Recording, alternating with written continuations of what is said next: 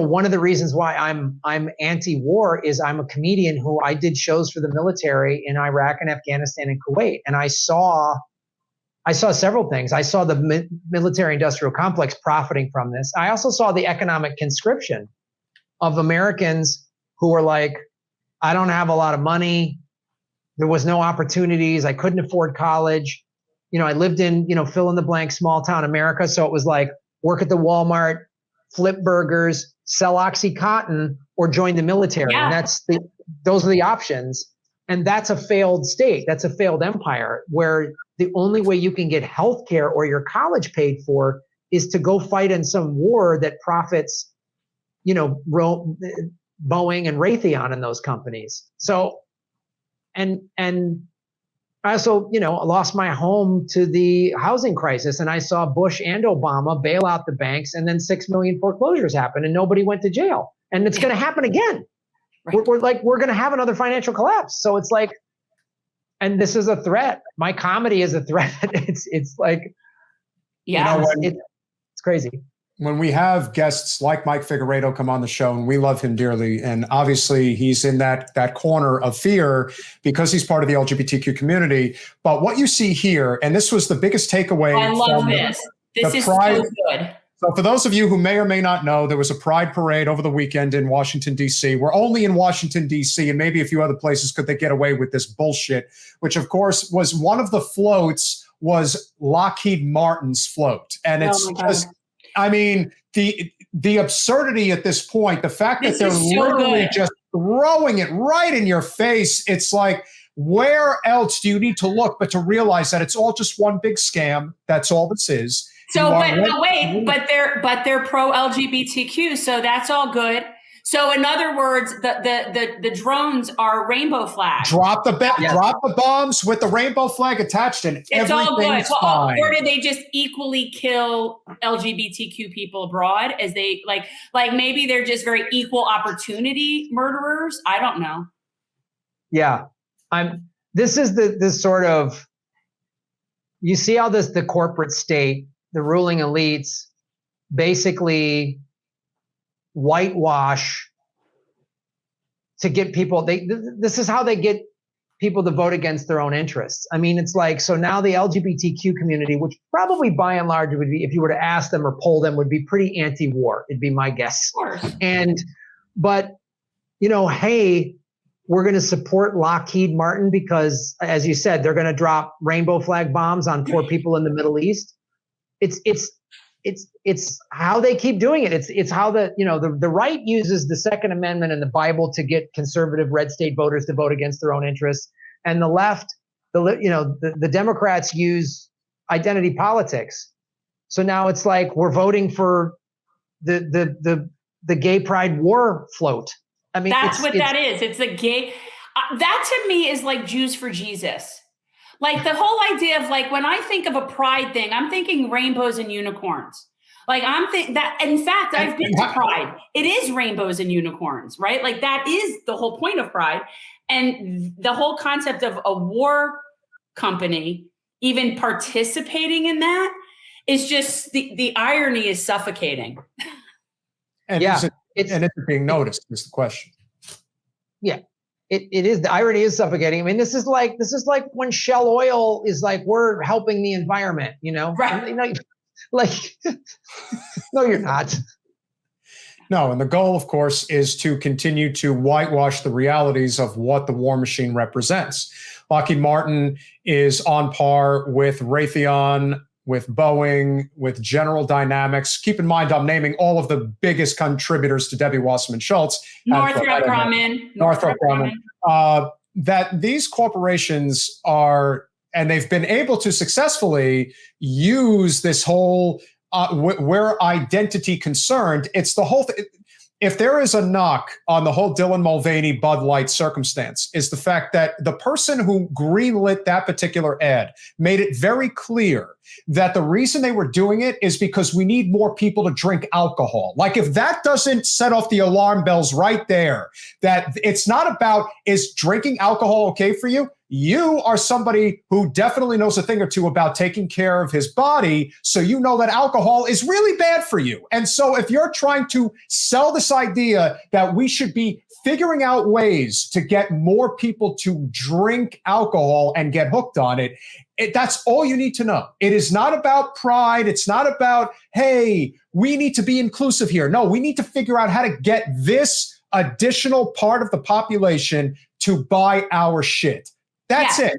Right. Yeah. I have a question. So I didn't see this ad. I didn't see the famous Bud Light ad, but when I was putting together the graphic for this, I guess it has to do with, I knew they'd used that it was a trans woman who was the spokesperson, and that was everybody's, all feathers were ruffled. And so I didn't bother to watch it because I don't really care. I don't care either way. But then I saw the pictures. So tell me if I'm wrong.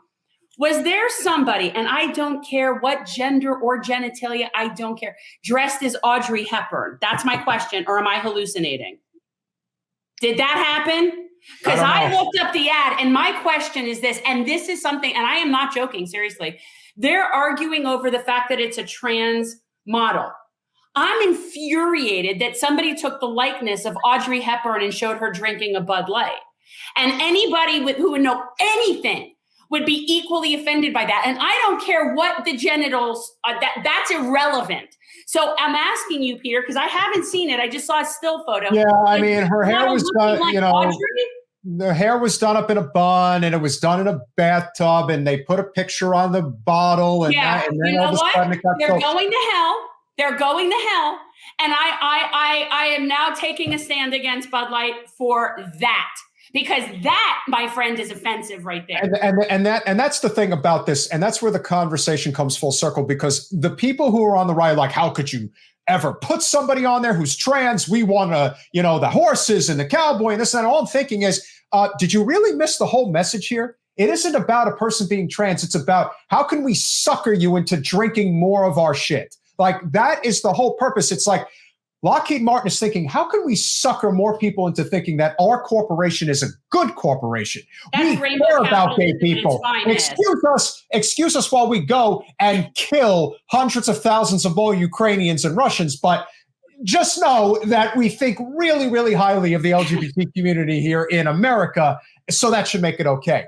I don't know how that's just lost on people, but I'm also beginning to think that maybe it isn't as lost as we once thought it was. Because I do think that the more the economy spirals out of control, the more people are looking at this type of thing and thinking, maybe you really aren't doing anything to help working people in this country. I think a lot of people are starting to wake up to that. And I'm wondering if you're noticing that on the comedies, on the circuit, when you're out there and meeting with people that are, you know, everyday people. And I would imagine that they have become very, not only vocal, but I think there's also this yearning. And look, you know, we don't have to get into Jimmy, but, you know, the one thing we could say about him is that, and we've been to his shows, he gets 500 people there, and they are very politically aware. Like, they know that shit is wrong, and being informed is important. And I do think that having more of the George Carlin appeal to comedy is something that a lot of people should be embracing. And I'm wondering from your perspective if they are. You know, I think I think people, that's the one thing that will, you know, get Americans to wake up, is when they can't pay their bills. When, you know, they go to the grocery store and, you know, it used to be $50 worth of groceries, and now they're spending $120 worth of groceries. Yeah. And that's when Americans are going to go, wait a minute. I mean, and I think you're seeing it in a lot of comedians and performers that I'm talking to who have been touring just in the last year or the last 6 months even, are like, some markets we get good ticket sales and some markets we don't, because people, like, money's tight. And there might be still some people, you know, don't want to go out because of COVID. I don't know. But, like, definitely you're seeing it, because that affects people's daily lives. I mean, all these other anti-war stuff, people, I don't think, can make the connection, or they're just too busy, you know, in this capitalist nightmare of having to work themselves to the bone just to barely pay their bills, that they don't have a lot of time to be like, yeah, I guess that war stuff's bad, but, you know, but inflation, recession, that comes right knocking on your front door, and you have to deal with it. So it feels like people are going to want that and are going to be forced to pay attention to this. I mean, that's why the labor movement in this country is actually the one sort of silver lining that I'm seeing. You've had over 300 Starbucks have been unionized.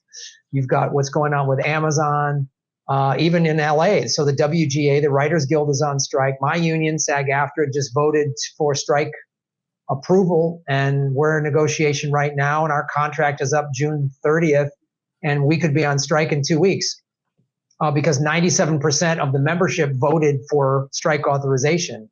And the other thing too, like what I'm seeing with the WGA just here in LA, the DSA is supporting the WGA strike. They're striking and they're walking picket lines in solidarity. They're showing up with like water and snacks and stuff like that for people. And so that's the thing where people are waking up, because I think the pandemic really made people go, wait a minute. When, everyone was stuck at home, couldn't work, and some people lost their jobs. Some people were able to work through the pandemic, and that was fine, but some people lost their jobs, and they're like, and we saw what an essential worker was, and it wasn't a billionaire. It was somebody that drove a truck, and it was somebody that like stocked the shelves. And so I think that kind of made a lot of Americans go, wait a minute, man. And then, you see all this bailout money and this stimulus money and this trillions of dollars. And you're like, well, I got a little bit of money, but I didn't, you even just read the news. If you're a small business owner, you have to pay back your PPP or your SBA loan, right? But the big Wall Street people got their loans forgiven. So that, of course, when that happens to you directly, like what happened to me losing my house, like me going to war zones and seeing the war machine up close and seeing like working class Americans having to fight these wars while these massive corporations made big profits. When it affects you personally on a daily basis, that's when people are forced to confront it and potentially are going to wake up and go, yeah, I think you're right. Thanks for watching. If you want to support our mission to transform politics into service, please like this video, subscribe, follow us on social media, and consider joining our Patreon, where you'll get early access to our interviews as well as other exclusive content. Links are in the description. Peace out.